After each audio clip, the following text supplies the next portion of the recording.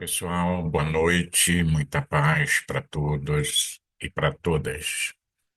É, Hoje estamos de volta, iniciando mais um capítulo do livro Vida, Desafios e Solução de Joana de Ângeles, pela mediunidade de Divaldo Franco, e estaremos dando início às nossas reflexões a partir de hoje, em torno do capítulo 8, que tem o título Autodespertamento Inadiável. E ela propõe alguns itens nesse capítulo, como o despertar do si, que é o que nós vamos trabalhar hoje, esforço para equilibrar-se, disciplina da vontade e ações libertadoras.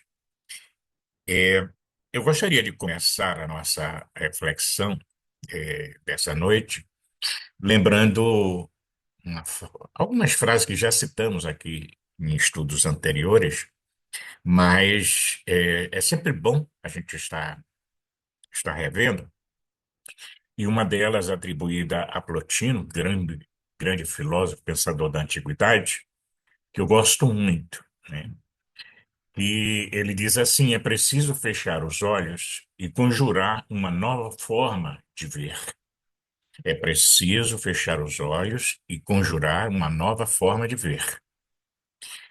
Um despertar que é direito inato, quer dizer, nasce conosco, de todos nós, embora poucos dele façam uso. E é interessante porque aí a gente vai ver aqui Joana de Ângeles tratar desse tema, o despertar do si, e que cabe aqui já uma explicação, já dada também anteriormente, porque quando a gente fala que o si é S maiúsculo e si, que para Jung corresponde ao nosso self, a totalidade do nosso ser, né? Que é um tema central da psicologia de Carl Gustav Jung e que também pode ser bem relacionada ao nosso processo de desenvolvimento espiritual. Então, esse si, na verdade, representa essa totalidade da personalidade ou do ser, como se queira, né? E não apenas aquela parte que nós conhecemos e que nós chamamos de ego. Já vimos anteriormente que o ego é o centro da nossa consciência, né? Ele não é a consciência, é o centro dela, faz parte dela. E o self, muito mais do que tudo isso, é essa totalidade que somos. Daí porque Joana de Ângeles, na sua psicologia, na sua proposta psicológica, propõe que esse self corresponde à nossa essência espiritual, ao nosso espírito imortal, com toda a sua memória integral, com tudo aquilo que ele já conquistou na sua evolução até o presente momento. Portanto, é, nesse si vai estar o ego, as emoções, os pensamentos, todo aquele conteúdo que é inconsciente, os próprios aspectos rejeitados da nossa personalidade que nós não gostamos que estejam conosco. E enquanto que o ego é aquilo quando a gente diz assim, eu sou, tá? Mas o self, na verdade, muito mais do que isso, vai afirmar, eu sou muito mais do que afirmo que sou. E a gente poderia aí acrescentar que isso em termos de estar consciente do que se é. Porque, na verdade, nós não temos uma plena consciência de o que nós de fato somos. Daí porque às vezes nós nos enganamos com relação a nós mesmos, porque nós não nos conhecemos. E o despertar do si é, é esse acordar, é esse despertar para essa nova realidade, para essa nova forma de ver. Por que nova forma de ver? Porque também já disse anteriormente que o mundo é percepção. Como eu percebo o mundo? E a minha percepção hoje de mundo, a minha percepção de mim mesmo, não é a mesma de 20 anos atrás, 15 anos atrás, como talvez não será a mesma daqui a 5 anos ou até daqui a 2 meses, porque a gente está se enriquecendo intelectualmente, vivenciando experiências, no campo das emoções, alterações no campo do comportamento, e tudo isso faz com que eu vá aprendendo a ser diferente, quer eu queira ou não. E a isso nós chamamos de progresso, de evolução, né? Muito bem.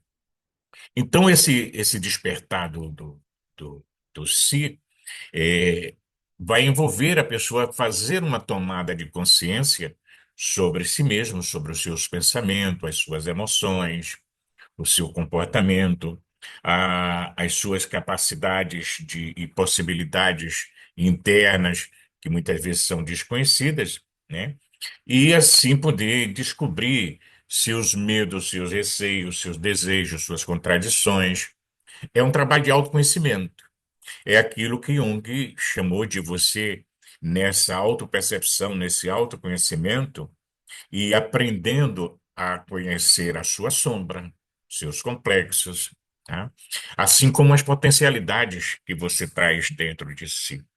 Então, Plotino, de uma certa maneira, tinha completa razão, que é preciso a gente fechar os olhos, né, para a gente observar uma nova forma de ver, de ver as coisas. E esse fechar os olhos aqui, né, para você ver, parece uma contradição, mas eu entendo que é você fechar os olhos para aquilo que você acha que é, abrir-se para as possibilidades do que pode ser e averiguar, né? E assim você poder despertar, né, a a si mesmo.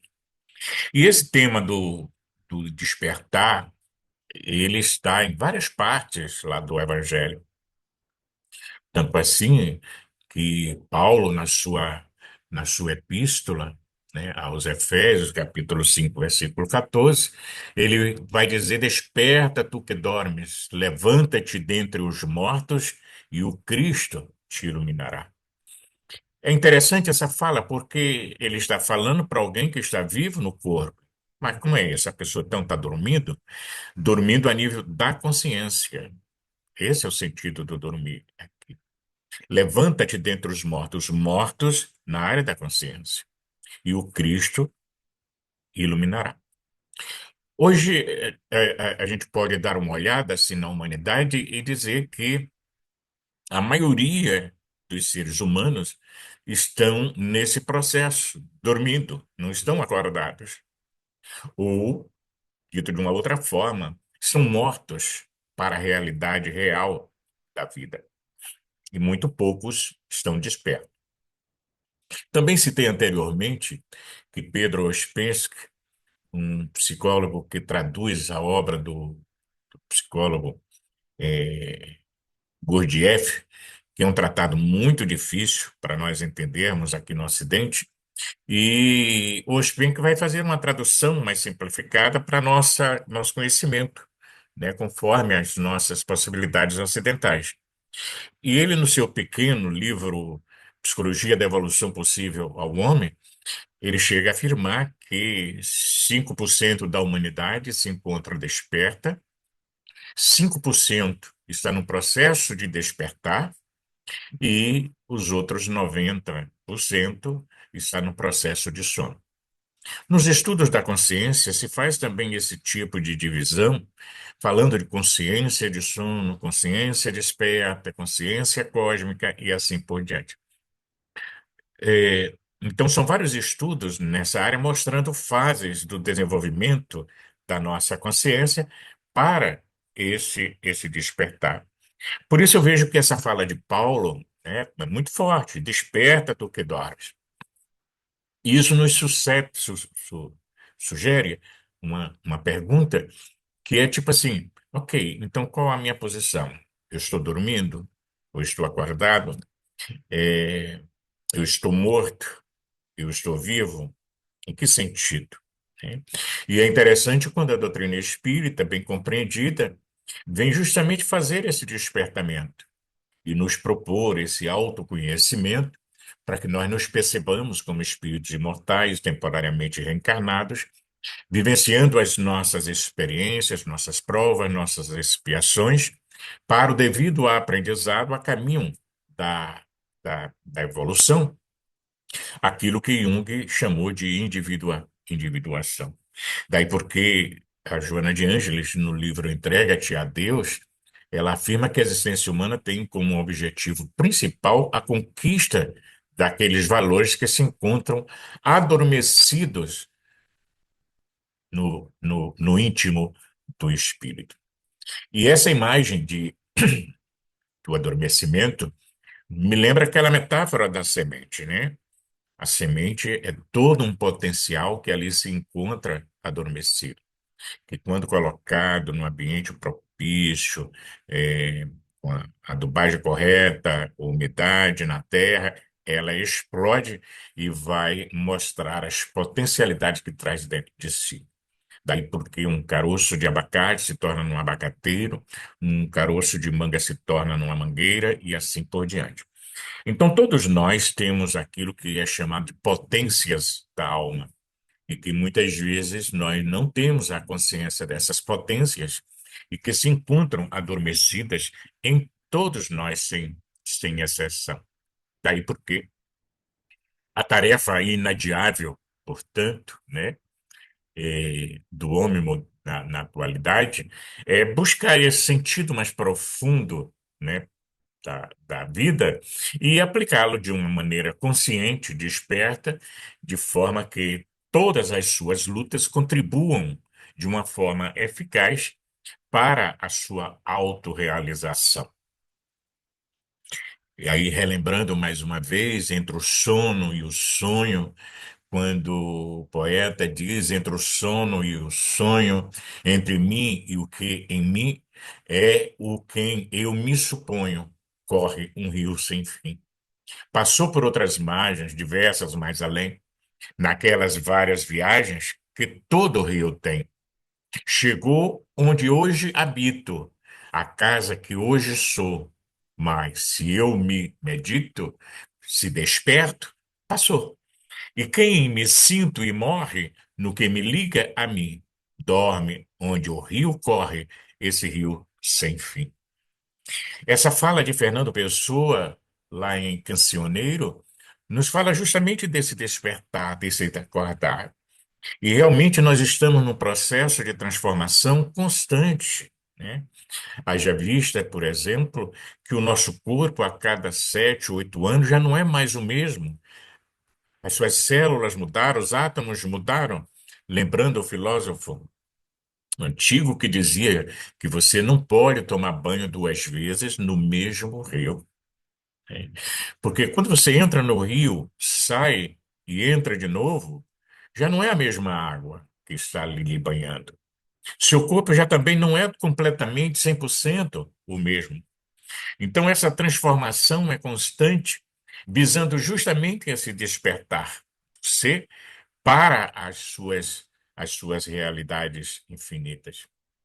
Daí porque, enquanto alguém de Joana se compraz, se satisfaz com o que já conseguiu, ela cessa de evoluir, de aprimorar-se, contentando-se com o pouco adquirido que o leva inevitavelmente ao tédio ou à perda do sentido existencial.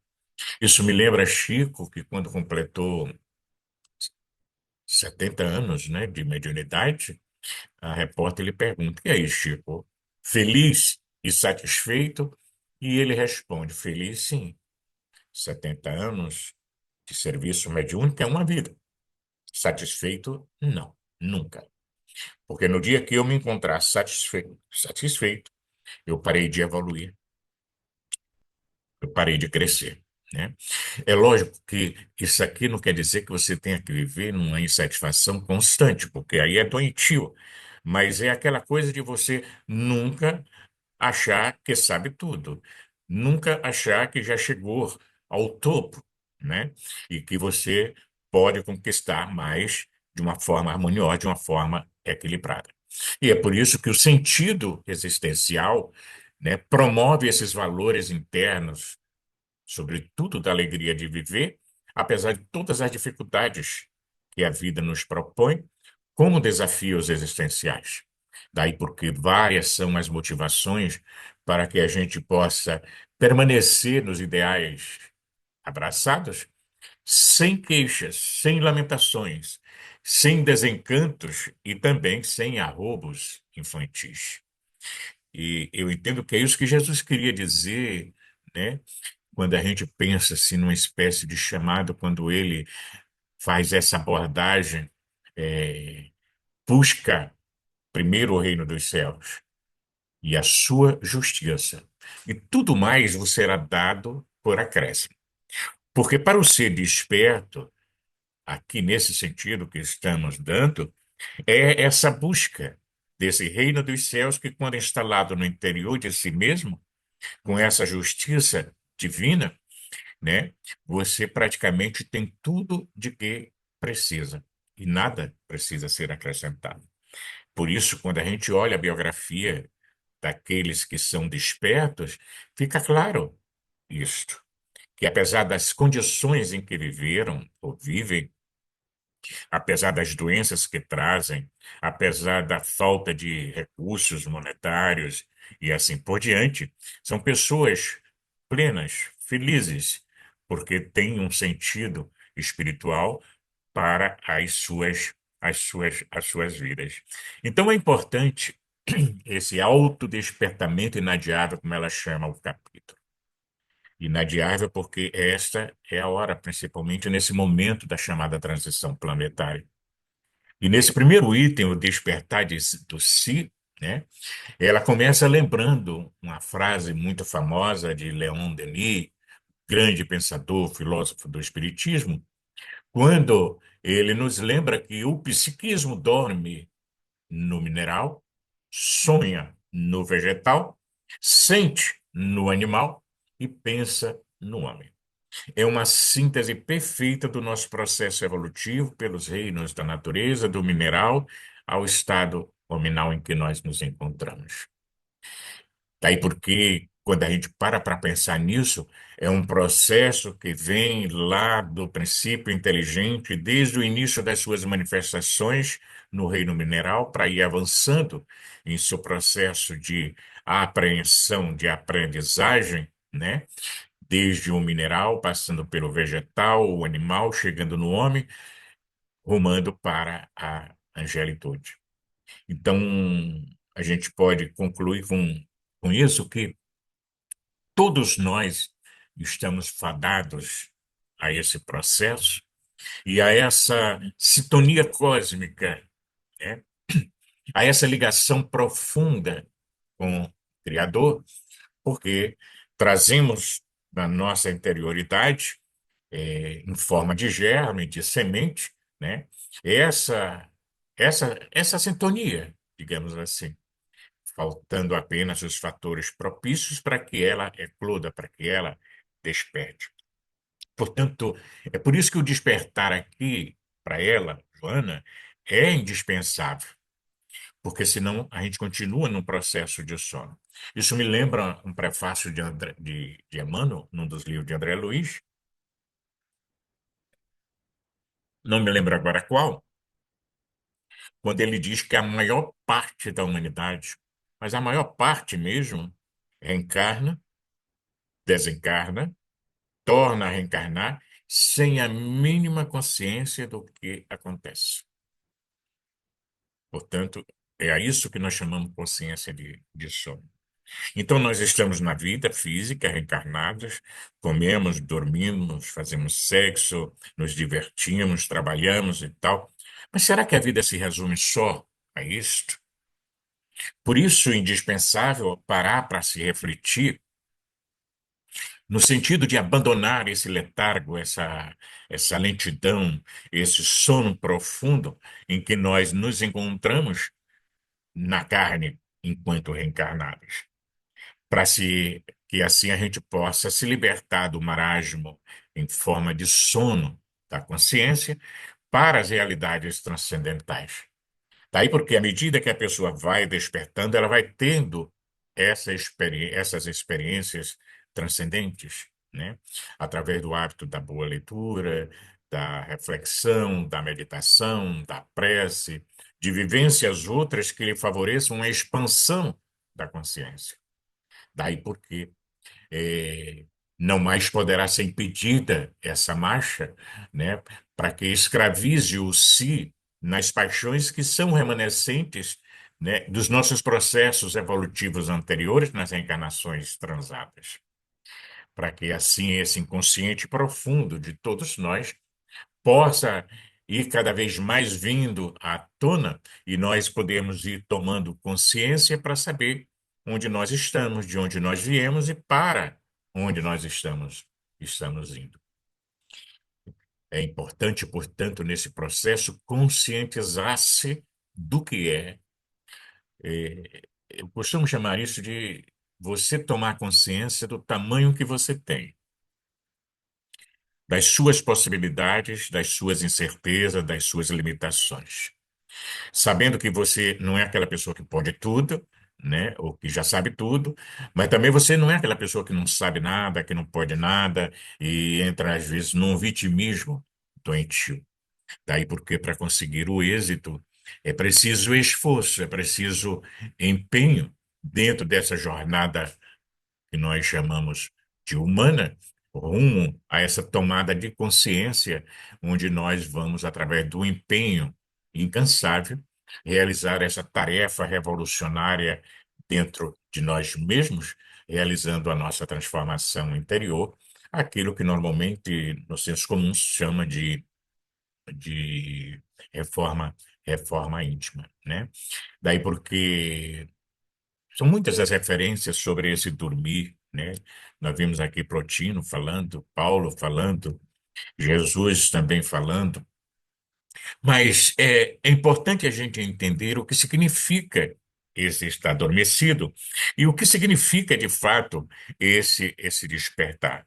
Então, ela vai propor que esse despertar para as próprias realidades, para os próprios desafios da evolução, para a conquista do ser, de si mesmo, né?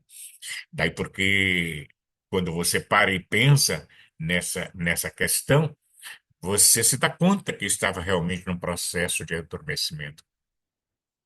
E é curioso estarmos atentos aqui para que, normalmente, quando a gente começa esse processo de despertar, nós passamos a ter uma mudança na forma de pensar, na forma de sentir, na forma de agir. Daí porque, às vezes, o choque, né, com relação àquelas pessoas com quem nós convivíamos.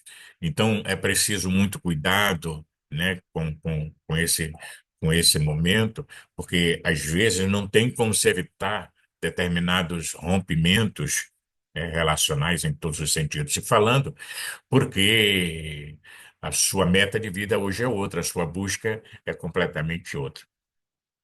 Então, despertar para a realidade da vida é como experimentar um parto interior de Joana, porque é um processo de parto profundo, libertador e que é doído, mas que no final propõe um resultado feliz, né? Então, a gente vai pensando e meditando que a, a, a própria psicologia hoje convida o indivíduo a avançar, a progredir, a seguir adiante, né? Sem as bengalas antigas, sem novas bengalas, ou qualquer outro tipo de dependência, a fim de que possa ser uma pessoa conscientemente, completamente livre. Por isso é compreensível que, em determinados momentos, né, durante esse processo de aprendizagem, a iniciação, a pessoa que se candidata a essa proposta, ela se apoia naqueles que os instruem, liberando-se pouco a pouco, né, de forma a conquistar seu próprio espaço. Significando dizer que nós não estamos aqui para imitar ninguém. O outro vai servir-nos de inspiração, de auxílio, porque sempre precisamos dos modelos, né? Tanto assim que quando Kardec pergunta qual o maior modelo que a humanidade já teve, para servir ele de modelo e guia, e os espíritos respondem que foi Jesus, né? Então, essas evoluções do pensamento, elas são às vezes muito velozes e vêm se acentuando na última década, né? Que é a pronunciadora de uma era nova, de uma era da consciência, né? Quando os horizontes serão mais amplos e a compreensão da criatura se tornará cada vez mais profunda, né? Particularmente em torno do si, do espírito imortal que esse é. Todas as correntes da atual filosofia, com algumas exceções, é lógico, e experimento das doutrinas psíquicas, como parapsíquicas, como ocorre em algumas outras áreas, converge para o ser permanente e real, aquele que atravessa o portal da morte, né, e volta ao proscênio terrestre em uma nova experiência reencarnatória para dar continuidade à sua própria iluminação. Por isso, quando Jesus foi visitar Lázaro no túmulo e que parecia morto, né, acercou-se daquele mesmo túmulo e afirma que Lázaro simplesmente dormia e que ele iria despertá-lo. Então mandou abrir o túmulo, né, e convidou a Lázaro para vir para fora. É interessante o ensinamento nessa proposta, porque Jesus pronuncia três frases significativas, né? Quando ele sugere retirai a pedra, porque os túmulos naquela época era uma caverna com uma pedra fechando a entrada da mesma. Muito bem. E aí ele convoca aqueles que estavam ali presentes, independente de crença, de idade, né, para que o ajudassem na ressurreição de Lázaro. E aí diz, né, retirai a pedra. E eles vão lá e tiram, porque a pedra é um símbolo daquilo que nos impede de ver. Então vejamos a imagem, né? Uma caverna, Lázaro lá dentro, no escuro, Jesus do lado de fora, sol pleno, luz abundante. Então, entre Jesus e Lázaro, um obstáculo, a pedra. Retirar a pedra. Ao retirar a pedra, um pouco dessa luminosidade de fora entra. É quando então Jesus pronuncia a segunda frase e diz: Lázaro, vem para fora. E eu fico me perguntando, né, se isso não seria uma falta de caridade. Porque Lázaro estava lá dentro e ele sabia disso, todo envolvido em panos, como se fosse uma múmia, e manda ele vir para fora. Mas veja o simbolismo, né? Lázaro agora, tirado a pedra, o obstáculo mais grosseiro, tem condições de ouvir essa voz, esse chamado para o despertar do sono, da morte em que se encontrava, né? Daí porque quando ele propõe Lázaro vem para fora, Lázaro escuta e vem saltitando como podia para fora. Aí Jesus vai lá para desamarrar ele das ataduras, dos panos? Não. Convoca de novo a multidão. Desatai-o e deixai-o ir. Tem um outro simbolismo de que, muitas vezes, nós contamos com esse processo em nossas vidas. Quantas vezes nós somos Lázaros em determinados momentos da nossa existência e estamos mortos para determinadas verdades? E é preciso que alguém venha e retire a pedra para que nós possamos sentir esse calor de fora, a voz do chamado, né, ao despertamento. Ok? E quando a gente está nessa labuta, nós contamos com o apoio daqueles que nos cercam para desatar essas ataduras, para que possamos ficar mais livres para continuar avançando em direção à vida plena. Então, há um simbolismo aí na ressurreição de Lázaro, entendo assim, mostrando justamente esse acordar da consciência, esse despertar do, do si para, para a vida. Então, isso significa que quando nós, nas cavernas em que nós nos encontramos, lograrmos escutar essa voz, esse chamado, é uma convocação para o nosso próprio despertamento, a fim de que nós possamos, né, avançar em direção ao nosso destino final, que não, que não é outro, senão o despertar pleno da nossa consciência. Por isso mesmo, Paulo, num outro momento, ele vai escrever numa das suas epístolas: digo isto porque sabeis o tempo, que já é hora de vos despertardes do sono. É um chamado forte para que a gente acorde para as realidades que a vida nos propõe.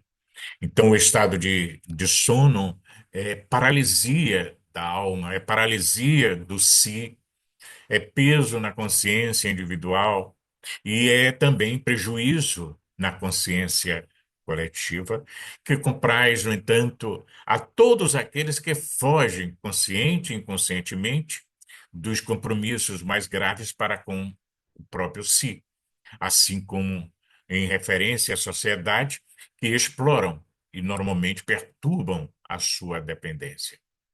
Daí porque eh, ele ainda propõe o Paulo, como eu disse, com aquela veemência, né? Desperta tu que dormes, levanta-te entre os mortos, e o Cristo te iluminará. E mais uma vez a pergunta: como é que eu estou nesse processo? Estou morto? Estou desperto? Estou no processo de despertar? Estou saindo dessa caverna interna em que estava ou que estou, né, envolvido nesses mantos que me prendem ao passado e busco com isso, nesse novo momento, desse despertar, me libertar para poder seguir em um voo pleno em direção ao infinito? Então, o seu despertar é sempre doloroso, porque, como Joana disse, é um parto, né? Porque se torna difícil abandonar quem você era, né? O quem nós éramos, né? Daí porque adquirir novos hábitos é trabalhoso. Por isso nós vamos estudar mais adiante essa questão da vontade, né? Adotar novos comportamentos é desafiador, né? Daí porque muitas vezes nós nos sentimos desafiados e precisamos tentar uma vez, outra vez, várias, quantas vezes forem necessários, para que, quando então desperto, lúcido, para os objetivos essenciais da existência, possamos erguer e sair do meio dos outros que estão mortos para a realidade, ou permanecer a fim de auxiliá-los no seu despertamento sem forçação de barra de forma alguma. Tenho por justo, enquanto estou neste tabernáculo, despertar-vos com recordações, afirmava Paulo. Tabernáculo aqui no corpo, para despertar com recordações. Recordações daquilo que já se passou e que é importante a gente lembrar a sublimação dos nossos sentidos, dos nossos sentimentos, dos nossos pensamentos, a fim de assim podermos auxiliar aqueles que caminham conosco. Daí porque essa proposta de despertamento compreende, consequentemente, que é uma coisa de urgência para a nossa atualidade. Embora o tempo que vem transcorrendo desde as advertências existentes em todas as doutrinas de dignificação humana, em todos os tempos da humanidade. Chama, porém, a atenção, nesse caso de Paulo, que nos momentos que antecederam, de Paulo, não de Pedro, né, que antecederam a traição, né, dele com relação a Jesus, quando o nega, né, e Jesus previu isso, porque ele ainda, Pedro, estava nesse estado de sono profundo, a caminho do despertamento. Por isso, Jesus afirma tranquilamente, né, alertando ele: esta noite, antes que o galo cante, 3 vezes me negarás. E Pedro não tinha a mínima consciência de que isso poderia acontecer. Magoa-se, né? Porque jamais poderia trair o amigo, daria sua vida por ele, como já tinha dito outrora. Mas a questão é que, quando chega a hora do vamos ver, da experiência em si, é que são apurados os valores que nós possuímos. Daí porque, logo depois que o galo canta e ele se dá conta, né, que realmente o negou 3 vezes, ele cai em si e desperta. Faz um processo de culpa, uma tomada de consciência e elaboração dessa culpa para poder erguer-se e seguir com o amigo até o fim.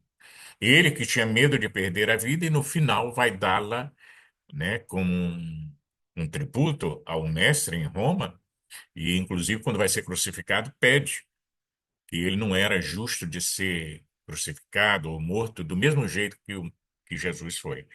E aí pede que o crucificasse de cabeça para baixo. Daí porque a gente vê que essa postura é aquela do ser que agora ali está desperto, está pleno de si mesmo, despertou o seu ser, sabe do reino dos céus que já foi conquistado e que a morte não do corpo não significa absolutamente nada. O desafio do sono é muito grande, face ao largo período de permanência nas faixas mais primitivas ou primárias do processo da evolução. E isso é compreensível e natural, e todos nós passamos por isso. Daí porque não há crescimento espiritual sem esse acordar, para que, pouco a pouco, nós possamos ir tomando consciência daquilo que está no inconsciente e podermos despertar de uma forma inadiável, porque liberta e concede a autoridade para o discernimento. De tal forma, se apresenta a capacidade de entender que uma visão otimista e clara se torna a base do comportamento psicológico da pessoa, do mecanismo íntimo, para a aquisição do que nós chamamos de felicidade. Daí porque, diante dessa realidade que todos nós vivemos, nós poderíamos, diante de tais fatos, como propõe a Joana de Ângeles, em vez de haver uma revolta ou desespero por tudo que nos acontece, né, é na serenidade do estar desperto que nós vamos nos interrogar diante das ocorrências, às vezes difíceis da vida. O que está desejando dizer esse fenômeno perturbador nesse presente momento da minha existência? O que eu preciso aprender nesse momento? Isso que está me acontecendo, qual significado tem para o meu progresso, para o meu si? Quais as razões dessas mensagens estarem chegando para mim? Né? Por isso, o título do livro, Vida, Desafios, Soluções. Porque não existe vida sem desafios. Não existe vida sem esses enfrentamentos com relação àquilo que a vida nos propõe como uma metodologia para o nosso crescimento. E penetrando-se com harmonia e sincero desejo de autodescobrir-se, de identificar o fator desequilibrante na sua existência, a consciência identifica a causa real e trabalha administrando essa distonia profunda que se exterioriza na forma intranquilizadora, né? Então, tal comportamento proporciona segurança, uma fixação no ideal que nós temos, uma harmonia interior, um equilíbrio constante. E, por isso, simples e desataviado, o comportamento de Jesus era sempre otimista, rico de beleza e de ternura, demonstrando de uma forma inequívoca a sua ascendência moral e intelectual. Sempre desperto. Jesus é o exemplo máximo que temos da conquista do si mesmo. Por isso, ele fez o chamado. Quem quiser seguir-me, né, tome a sua cruz, siga-me. É, de uma certa forma, uma proposta, um convite desafiador. Tomar a cruz com toda a sua bagagem, para ir então tomando consciência de si mesmo. No próximo encontro, esforço para equilibrar-se. Muita paz para todos.